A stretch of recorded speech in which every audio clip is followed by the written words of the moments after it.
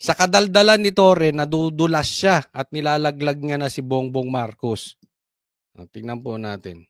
Pero isang maliwanag dito, nakakita natin sa bansa natin, nag-aaway-away rito, Chinese ang biktima, Chinese ang perpetrator.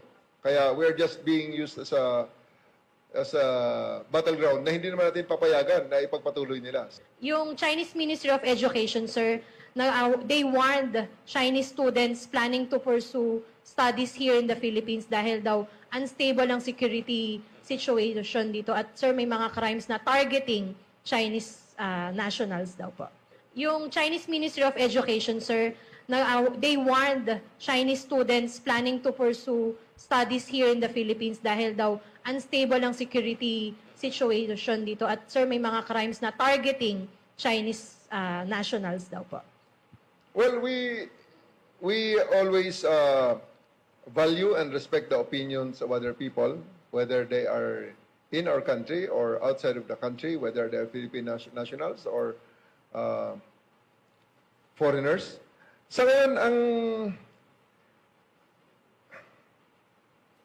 is that from the Chinese authority? Kaya, di ba? Statement. Diyan ang gusto kong i-kwan lang. Gusto ko lang i-emphasize. Well, at the end of the day, nakita nyo naman sa ngayon, maraming propaganda, maraming naglalabas ang mga statements designed to shape a narrative. But now, even with the arrest of Baolong, nakita namin kay Baolong, kasama niya si Gong Wenli, yung babae na negotiate during sa Ansuntan. Di ba? So, na-arrestado rin ngayon si Gong Wenli. Kaya, anong nationality nila? Sino ang mga biktima? So, nakikita natin, we respect the opinion of the Chinese. Ayan, sabi, okay, ito. We respect the opinions of others. Plastic mo. Plastic mo. Tingnan mo to si Torres, sinasabi niya. Kasi, binabalaan ng China yung mga estudyanteng Chinese na nag-aaral dito dahil delikado daw yung ating bansa. At yung balita daw na yan, nilinaw pa ni Torres kanino galing yan, sa China daw. Okay? So, si Torres sabi niya, yan na sinasabi ko. Ang nag-aaway naman dyan ay Chinese at hindi natin papayagan. Pero yan po ang gusto nilang lagi niya. Pansinin nyo sa video na ito, papaulit-ulitin niya yung sasabihin na imahe na, o yung narrative. Yan. Ibig sabihin, parang hindi totoo na delikado sa Pilipinas, yan lang ang gustong narrative ng China. Ito po ang problema natin. Pagka madaldal ng PNP chief, nahuhuli sa kanya na they are more concerned dun sa narrative. Instead, na matuto sila doon sa mga tingin ng ibang bansa sa atin. Yan ang pinoprotektahan ni Torre. Yung narrative. Yung ano ba ang tingin, ano ba ang imahe ni Bongbong Marcos at ng bansang Pilipinas? Ano ba ang tingin nila kay Bongbong Marcos? Ano ba ang tingin nila sa Pilipinas? Yaan ang pinoprotektahan nitong si Torre. Kaya nga paulit-ulitin niya yan. Torre, bilang PNP chief, ang protektahan mo yung kapayapaan ng bansa. Hindi ikaw, wala ka dyan sa marketing. Yung marketing, hayaan mo sa kanila yan. Hindi mo departmento yan. Ang departmento mo, alagaan ang kapayapaan sa Pilipinas. Ngayon, paano mo aalagaan ang kapayapaan sa Pilipinas kung hindi ka marunong makinig? At ang pinoprotektahan mo yung imahe ng presidente, ang imahe ng Pilipinas. Kaya hindi tayo, parehas sila ni Bongbong Hindi marunong makinig. Kaya yung problema, pinagtatakpan ng naratibo rin.